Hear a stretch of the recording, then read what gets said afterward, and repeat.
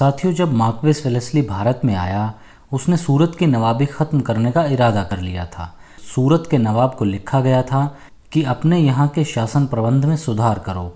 इस शासन सुधार का मतलब यह था कि अपनी सेना को बर्खास्त कर दो, 3 पलटन कंपनी की सेना अपने यहाँ रखो और उनके खर्च के लिए कंपनी को सालाना रकम दिया करो।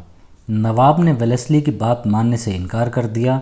उसका एक एतराज़ यह भी था कि कंपनी की यह मांग सन 1759 की संधि के विरुद्ध है, किंतु जब नवाब को दबाया गया तो उसने समझौता कर लिया और कंपनी को 1 लाख रुपये सालाना देना और उसके अलावा 32,000 रुपये सालाना से ऊपर की और रियायतें उनके साथ कर देना स्वीकार कर लिया था।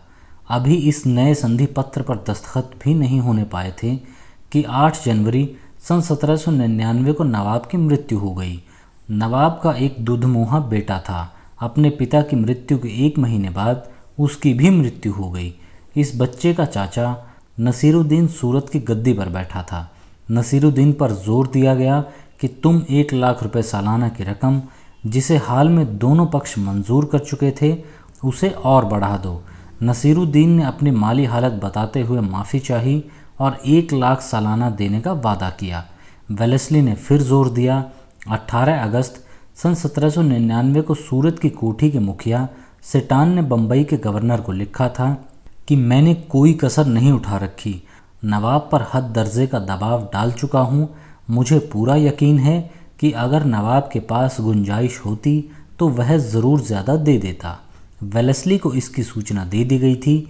इसके जवाब में 18 फरवरी सन 1800 को गवर्नर जनरल वेलेस्ली ने बम्बई के गवर्नर को एक गुप्त पत्र लिखा था। उसमें उसने कहा था कि मैं पक्का इरादा कर चुका हूँ कि नसीरुद्दीन को उस समय तक नवाब स्वीकार नहीं करूँगा जब तक कि वह अपने और अपने कुटुंब के गुजारे के काबिल सालाना पेंशन लेकर, जो कंपनी उसे सूरत की सालाना आमदनी से दिया करेगी, सूरत की दीवानी और फौजदारी के सब अधिकार और तमाम मालगुजारी कंपनी के हाथों में दे देने के लिए राज़ी न हो जाए। 20 दिन बाद इसी मजमून का एक मसौदा लिखाकर वेलेस्ली ने बम्बई के गवर्नर के पास भेज दिया था। साथ ही गवर्नर को आज्ञा दी कि तुम हिंदुस्तानी पैदल सिपाहियों की 2 रेजिमेंट अपने यहाँ बढ़ा लो। नई संधि पर नवाब नसीरुद्दीन के दस्तखत कराने के लिए खुद सूरत जाओ और अपने पहुँचने से पहले 1 कंपनी गोरे तोपखाने की, 2 कंपनियाँ गोरे पैदलों की और 1 पूरी रेजिमेंट हिंदुस्तानी पैदलों की सूरत भेज दो। अंत में नवाब नसीरुद्दीन को वेलेस्ली की ख्वाहिश पूरी करनी पड़ी। 13 मई सन 1800 को नवाब ने नए संधि पत्र पर दस्तखत कर दिए और अपनी पैतृक रियासत से सदा के लिए हाथ धो लिए। दिल्ली के पूर्ववर्ती मुगल दरबार में इतना बल नहीं रह गया था कि अपने अधीन नवाब की रक्षा कर सके। नवाब का राजपाट छीनकर भी उसे बेमुल्क नवाब रखना ज़रूरी समझा गया था।